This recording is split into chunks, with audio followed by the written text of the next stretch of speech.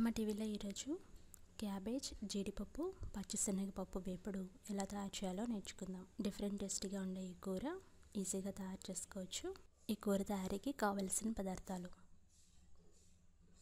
Cabbage ½ kg, ఉల్లిపాయ 1, టమాటా 1, పచ్చిమిర్చి 3, పచ్చిశనగపప్పు 100 గ్రాములు తీసుకొని 10 నిమిషాలు నానబెట్టుకోండి.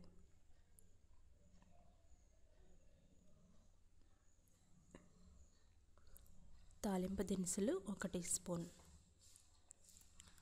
జీడిపప్పులు 50 గ్రాములు, కరివేపాకు 2 రెమ్మలు, పచ్చి కొబ్బరి 100 గ్రాములు.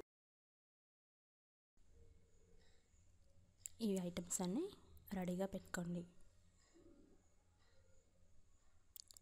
ఎండుమిరపకాయలు 2, కారం 2 టీ స్పూన్లు, పసుపు చిటికెడు, జీలకర్ర 1 టీ స్పూన్, ఉప్పు మీ రుచికి సరిపడా,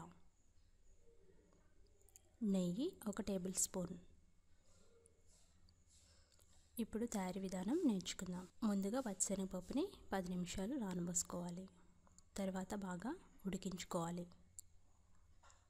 ఉడికిన పప్పుని డ్రైన్ చేసి పక్కన పెట్టుకోండి. పచ్చి కొబ్బరిని గ్రైండ్ చేసి పెట్టుకోండి. అలాగే క్యాబేజ్ని చిన్న చిన్న ముక్కలుగా కట్ చేసి పెట్టుకోండి. ఎంత చిన్నగా కట్ చేస్తే ఈ ఫ్రై అంత బాగుంటుంది. బాగా చిన్న ముక్కలుగా కట్ చేసుకోండి.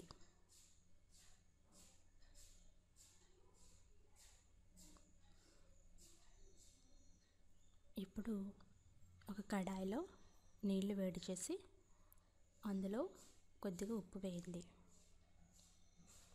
కాగిన వేడి నీళ్ళలో తరిగి పెట్టుకున్న క్యాబేజ్ ముక్కలు వేయండి. ఇవి ఉడికించుకోవాలి. ఇవి కొంచెం పచ్చివాసన వస్తుంది కదా, అది పోయేంత వరకు 10 నిమిషాల పాటు ఉడికించాలి. ఇప్పుడు వేరొక ప్యాన్ తీసుకొని అందులో నెయ్యి వేసి వేడి చేయండి. నెయ్యి కాస్త కరగాలి. మొత్తం ప్యాన్ అంతా స్ప్రెడ్ చేయండి.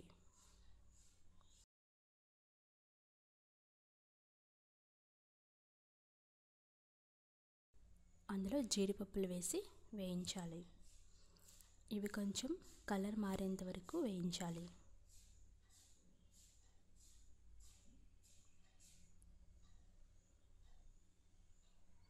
ఇప్పుడు ఒక పక్కగా తాలింపు గింజలు వేయండి. జీలకర్ర వేయండి.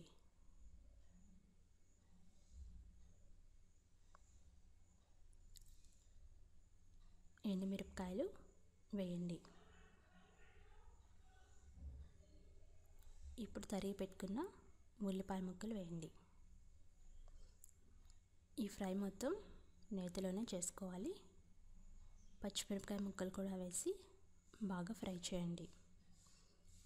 ఇవి మెత్తబడేంత వరకు వేయించుకోవాలి. 2 నిమిషాల పాటు ఫ్రై చేయండి. అందులో కరివేపాకు వేయండి. ఇవన్నీ మంచి వాసన వస్తూ ఇప్పుడు ఉడకబెట్టుకున్న పచ్చిశనగపప్పు వేయండి. ఇది 5 నిమిషాల పాటు ఫ్రై చేయాలి.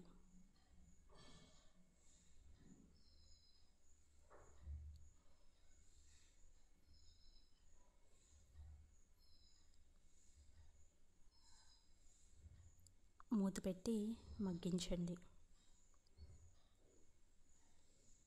ఇప్పుడు పప్పు కూడా కాస్త వేగుతుంది. ఒకసారి కలిపి అందులో టమాటా ముక్కలు వేయండి. మళ్ళా మూత పెట్టి మరో 3 నిమిషాలు మగ్గించాలి. టమాటాలు మెత్తబడాలి. అంతవరకు మగ్గించండి.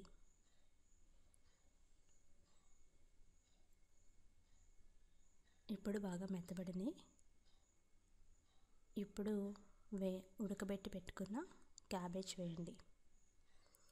క్యాబేజ్ వేసి 5 నిమిషాల పాటు ఫ్రై చేయాలి. సిమ్లో పెట్టి ఫ్రై చేసుకోవాలి. అందులో కొద్దిగా పసుపు వేయండి.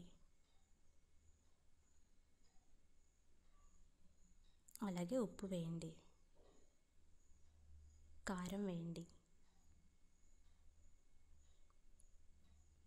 తిప్పుకుంటూ మరో 5 నిమిషాలు లో ఫ్లేమ్లో వేయించుకోవాలి.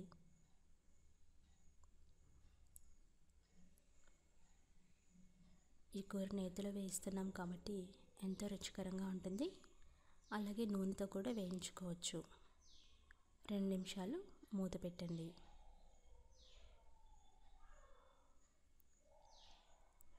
అంతే, స్టవ్ ఆఫ్ చేసి వేడి వేడి వేపుడు కూర సర్వ్ చేసుకోండి. ఈ డిఫరెంట్ కాంబినేషన్ క్యాబేజ్, జీడిపప్పు, పచ్చిశనగపప్పు వేపుడు ఎంతో రుచిగా ఉంటుంది. ఒకసారి మీరు కూడా తయారు చేసుకొని ఫీడ్బ్యాక్ పంపించండి. వేడి వేడి అన్నంతో ఈ కూరని సర్వ్ చేసుకోండి. నెయ్యి బదులు నూనె కూడా వాడుకొని ఈ కూర వేయించుకోవచ్చు.